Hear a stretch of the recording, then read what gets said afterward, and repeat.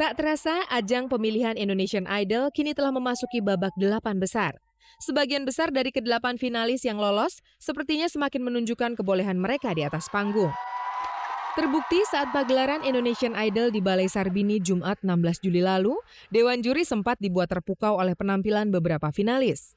Michael, Joy, Lucky, dan Helena adalah 4 dari 8 finalis yang sempat membuat Dewan Juri terkesan. Sampai ke tahap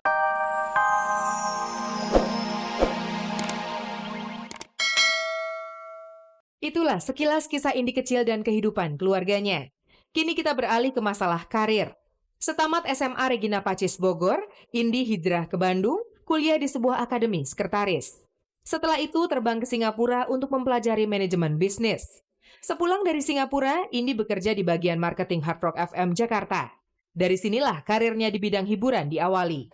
Tuh karena nggak suka jadi marketing ya, karena kita mesti datang ke satu agency, satu advertising, namanya juga marketing kan, pasti nawar-nawarin program, nawar-nawarin apalah gitu.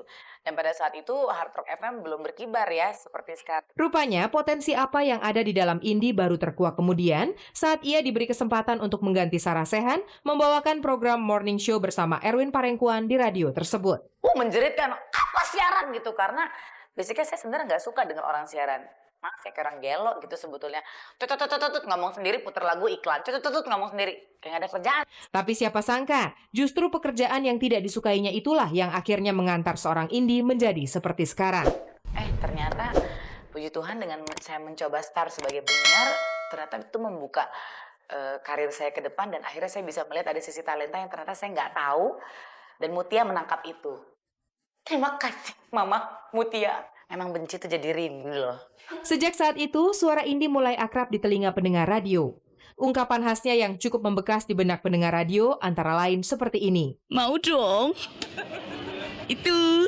Kemudian, sosoknya mulai dikenal banyak orang saat ia sering dapat tawaran untuk jadi pembawa acara, baik dalam sebuah pesta maupun program televisi.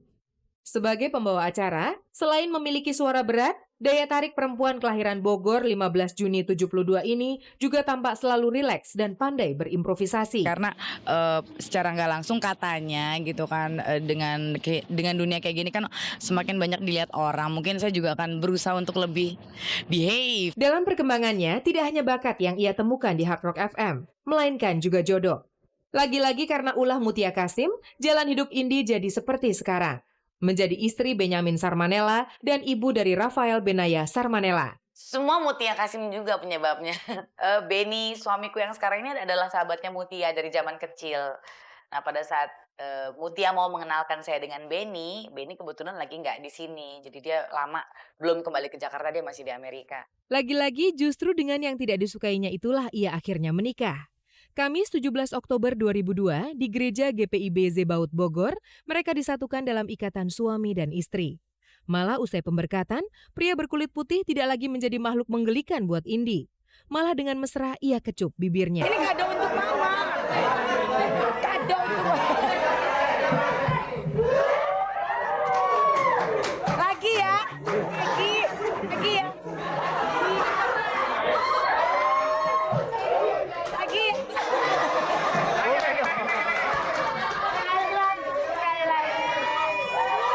Tidak lama kemudian, si pria berkulit putih itu pula yang membuat perut Indi buncit alias hamil.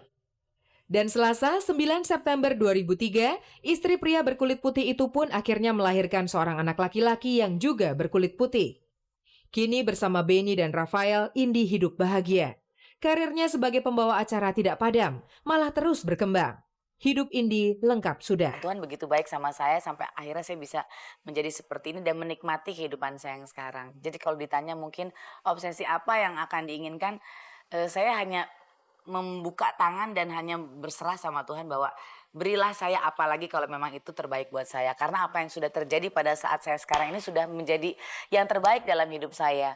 Atau mungkin kedepannya kalau bicara seputar pekerjaan yang saya jalani sekarang, ya saya berharap kalaupun saya sampai nenek-nenek nanti, saya tetap dipakai gitu. Kan boleh juga jadi MC tapi nenek-nenek. Pemirsa, Anda masih tetap bersama Kabar-Kabari Minggu. Dan berikut ini adalah kabar yang telah kami persiapkan khusus untuk Anda, pemirsa setia Kabar-Kabari Minggu. Tak terasa, ajang pemilihan Indonesian Idol kini telah memasuki babak 8 besar. Sebagian besar dari ke-8 finalis yang lolos sepertinya semakin menunjukkan kebolehan mereka di atas panggung. Terbukti saat pagelaran Indonesian Idol di Balai Sarbini Jumat 16 Juli lalu, Dewan Juri sempat dibuat terpukau oleh penampilan beberapa finalis. Michael, Joy, Lucky, dan Helena adalah 4 dari 8 finalis yang sempat membuat Dewan Juri terkesan. Sampai ke tahap 8 besar ini sebenarnya tuh nggak nyangka banget. Nggak nyangka karena tidak terlintas di pikiran bahwa saya dapat maju terus. Saya sudah memberikan yang terbaik, apapun hasilnya saya terima dengan ikhlas, itu aja. Saya harus optimis, tapi apapun kenyataannya itu terserah yang di atas dan pemirsa tentunya. Malam ini pun belum tentu kita akan lolos. Terlepas dari kebolehan para finalis memukau Dewan Juri, tetap saja keputusan akhir berada di tangan pemirsa Indonesian Idol. Dan dari hasil persaingan ke-8 finalis tersebut, akhirnya hasil polling penonton memutuskan Karen lah yang harus tersingkir dari ajang paling bergengsi tersebut. Meski terlintas sedikit guratan rasa kecewa di wajahnya, namun sepertinya hal itu tidak banyak mempengaruhi Dara yang baru berusia 16 tahun ini.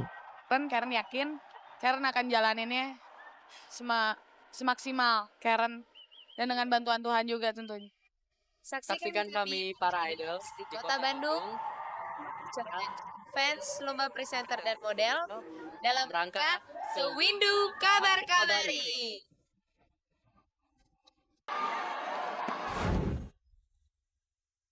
Aktor kawakan Pangky Suwito mungkin termasuk salah satu artis gaek yang tergolong sangat produktif. Bagaimana tidak, di usianya yang seperti sekarang ini, suami Yati Octavia itu masih harus disibukkan dengan seabrek kegiatan. Mulai dari syuting sinetron hingga acara resmi selalu mengisi hari-harinya hingga larut malam. Namun, sekuat apapun tubuh seseorang, cepat atau lambat pasti akan menurun. Sepertinya hukum alam itu mulai dirasakan oleh Pangky Suwito. Beberapa waktu lalu kami mendengar kabar kalau kesehatannya mulai menurun. Apa masuknya kemarin saya kan baru datang hari ini. Jadi habis A+ jaga sama ibu saya nungguin bapak hari ini. Saya baru dapat kabar juga hari ini, tadi siang baru dapat kabar. Masuknya nggak tahu kapan masuk atau kapan. Tekanan darahnya tiba-tiba melonjak drastis hingga ia sampai dilarikan ke rumah sakit. Kondisinya baik-baik aja, nggak ada apa-apa, cuman kecapean aja, istirahat aja gitu, istirahatnya di sini gitu aja. Ya kan nggak harus rumah sakit harapan kita tuh langsung kena jantung kan, cuman kecapean aja itu aja, butuh istirahat. Syuting kan pulang subuh pagi, cuma kecapean aja. Kasus pelanggaran kontrak kerja yang dilakukan oleh Marsyanda akhirnya sampai ke meja hijau. Rencananya hari ini kasus tersebut disidangkan untuk pertama kalinya di Pengadilan Negeri Jakarta Pusat. Persoalan antara Raja Sinetron Rampun Jabi dengan bintang muda Marsyanda dan ibundanya sepertinya akan semakin panjang dan berlarut-larut. Setelah membawa masalah ini ke meja hijau, Senin 19 Juli hari ini, kasus pelanggaran kontrak kerja yang dituduhkan Rampun Jabi terhadap mantan bintang dan manajernya itu mulai disidangkan di Pengadilan Negeri Jakarta Pusat. Rampun Jabi yang kami temui di sebuah acara beberapa hari sebelum persidangan digelar mengaku siap menjalani persidangan pertamanya itu. Saya sejak awal mengatakan bahwa saya 100% menyerahkan pada hukum. Jadi apapun keputusannya akan menjadi keputusan bulat untuk saya. Masih ada nggak sih keinginan dari pihak Marsyanda untuk datang ke perusahaan Multivision untuk menyelesaikan melalui perdamaian kalau tidak sampai pengadilan? Dan ternyata udah sekian lama tetap gitu. Menyerahkan persoalan ini ke pengadilan bukan berarti mengibarkan bendera perang yang tidak ada lagi celah untuk berdamai. Sebagai pihak yang merasa dirugikan, Rampun Jabi pun berharap persoalan ini dapat diselesaikan tanpa perlu berpanjang-panjang dan membuang-buang waktu serta biaya. Tapi rupanya, keteguhan hati masing-masing pihak atas kebenaran yang diyakininya itu membuat orang ketiga pun harus turun tangan. Saya tidak tahu kekuatan apa yang dia merasa memiliki. Saya ulangin lagi, sehingga dia merasa dia bisa benarkan yang salah. Masih menyangkut masalah kontrak kerja artis. Kabar yang beredar Sophia Latjuba diberhentikan dari sinetron yang dibintanginya oleh sebuah rumah produksi. Pemberhentian tersebut dikarenakan masalah pribadi Sophia yang dinilai merugikan sinetron yang diperankannya. Penuturan Sofia Lachuba mengenai rencana pernikahannya dengan Michael Villarreal pada bulan Desember nanti tidak saja membawa serentetan persoalan baru bagi sang kekasih, melainkan juga untuk dirinya. Kabarnya, gara-gara persoalan itu juga, ia harus menelan pil pahit akibat kehilangan salah satu.